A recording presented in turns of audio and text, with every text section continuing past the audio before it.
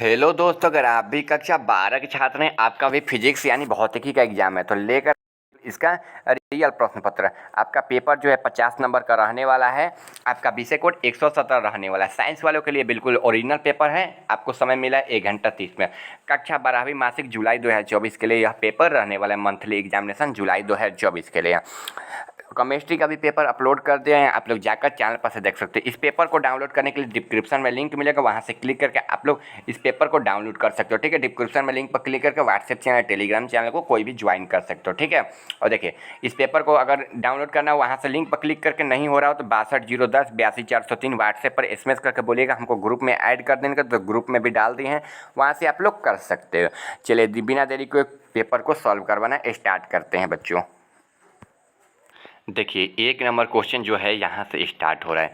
यदि माध्यम ए का माध्यम बी में सापेक्ष अपवर्तन ए यू बी में दर्शाया जाता है, अपवर्तनांक के लिए निम्नलिखित में से कौन सा संबंध सही है? कौन संबंध सही है तो आप सभी को पता है, इसका right answer option number B हो जाएगा।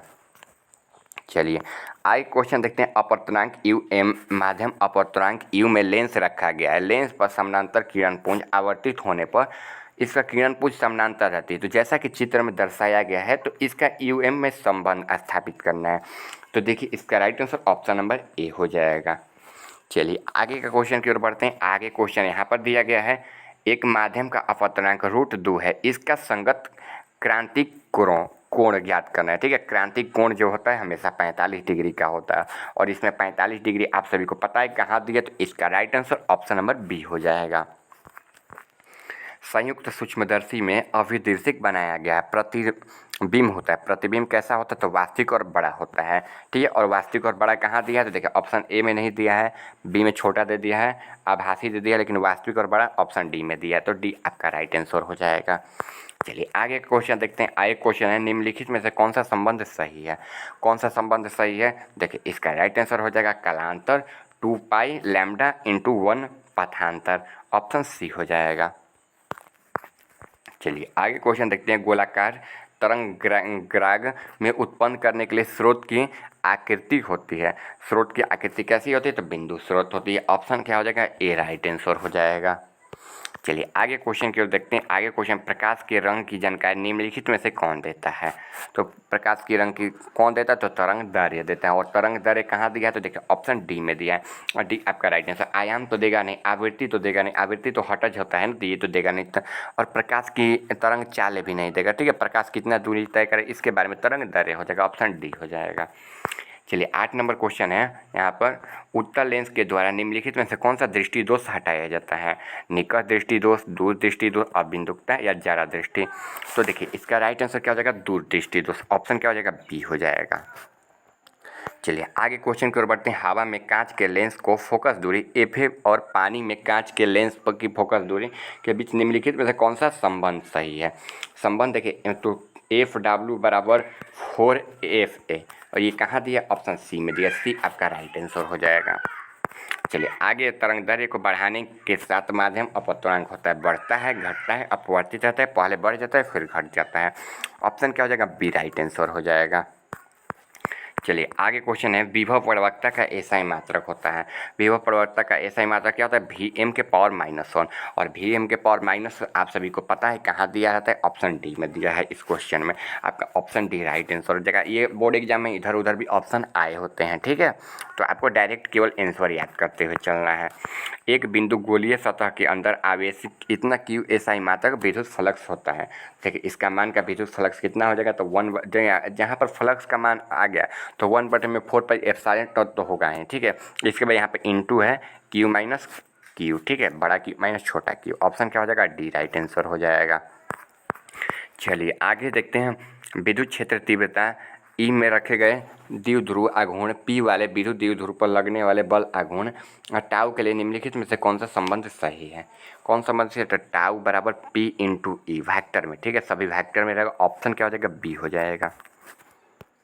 चलिए आगे का देखते हैं। एक संधारित्र में संचित विद्युतीय स्थिति ऊर्जा का व्यंजक है, तो व्यंजक क्या हो जाएगा? 1/2 CV के स्क्वायर। ठीक है, ऑप्शन क्या हो जाएगा? ए राइट आंसर हो जाएगा। चलिए आगे देखते हैं। आगे हो जाएगा, निर्वात के लिए परावैद्युतांक स्थिरांक होता है। कैसा होता है, तो देखिए राइट आंसर हो जाएगा शून्य। ऑप्शन क्या हो जाएगा, डी हो जाएगा।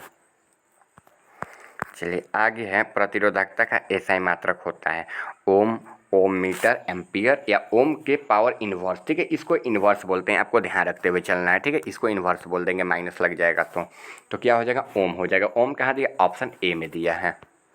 चलिए आगे देखते हैं, ओम के नियम के सदिश निरूपण हैं। ओम के नियम के सदिश निरूपण कौन है, तो देखिए सदिश निरूपण जिस पर सभी पर वेक्टर लगा रहता है, और वेक्टर कहाँ दिया, तो एप्सिलॉन ई दिया, ई इंटू सिग्मा जे वेक्टर। ठीक है, ऑप्शन डी हो जाएगा।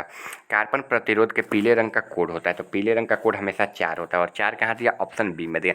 ये बिल्कुल वीवीआई प्रश्न है, आपके निश्चित है कि अगले बोर्ड एग्जाम में आएंगे ही आएंगे क्वेश्चन। चलिए आगे है, धारावाही चालक के अंदर इलेक्ट्रॉन की गति होती है समरूप, त्वरित, अवमंदित या एकरूपी औसत। तो राइट आंसर क्या हो जाएगा, ऑप्शन डी हो जाएगा, अवमंदित। चलिए आगे क्वेश्चन की देखते हैं, प्रतिबाधा निरूपित करता है। प्रतिबाधा निरूपित क्या करता है, तो विद्युत वाहक बल। ऑप्शन क्या हो जाएगा, बी हो जाएगा। अभी तक आप लोगों ने चैनल को सब्सक्राइब नहीं किया, चैनल को सब्सक्राइब कर दीजिएगा, वीडियो को लाइक कर दीजिएगा। ठीक है, और देखिए डिस्क्रिप्शन में लिंक पर क्लिक करके आप इस पेपर को डाउनलोड कर सकते हैं। ठीक है, वहाँ पर व्हाट्सएप चैनल, टेलीग्राम चैनल का लिंक है, किसी पर क्लिक करके आप लोग ज्वाइन हो सकते हैं। चलिए आगे, श्रेणी क्रमित एल माइनस आर परिपथ की शक्ति गुणांक है, तो शक्ति गुणांक कितना होता है, तो देखिए इसका राइट आंसर ऑप्शन बी हो जाएगा। ठीक है, चलिए जल्दी जल्दी क्वेश्चन करवा देते हैं, ताकि आपका एग्जाम में भी क्वेश्चन सेम टू सेम है, तो जाकर आप लोग एग्जाम में छाप दीजिएगा। ठीक है, इसका राइट आंसर देखते हैं, इसका राइट आंसर ऑप्शन बी हो जाएगा। चलिए आगे क्वेश्चन देखते हैं। आगे क्वेश्चन है, एक सीधे अनंत लंबाई की धारावाही चालक के कारण चुंबकीय क्षेत्र के लिए निम्नलिखित में से कौन सा संबंध सही है। कौन सा संबंध सही है, तो राइट आंसर ऑप्शन बी हो जाएगा। चलिए आगे क्वेश्चन को देखते हैं। आगे क्वेश्चन, आदर्श वोल्ट मीटर की प्रतिरोधकता होती है। आदर्श वोल्ट मीटर की प्रतिरोधकता कितनी होती है, तो 0 होती है। ऑप्शन क्या हो जाएगा, ए हो जाएगा। चलिए आगे की ओर क्वेश्चन को देखते हैं। आगे है कि सब तार एमीटर के द्वारा प्रतिवर्ती धारा कार्बन मापा जाता है, तो शिखर मान। ऑप्शन क्या हो जाएगा, डी हो जाएगा। चलिए आगे है, एक समान चुंबकीय क्षेत्र में चुंबक के विक्षेपण में किया गया कार्य निम्नलिखित में से कौन सही है। कौन सही है, ऑप्शन बी हो जाएगा।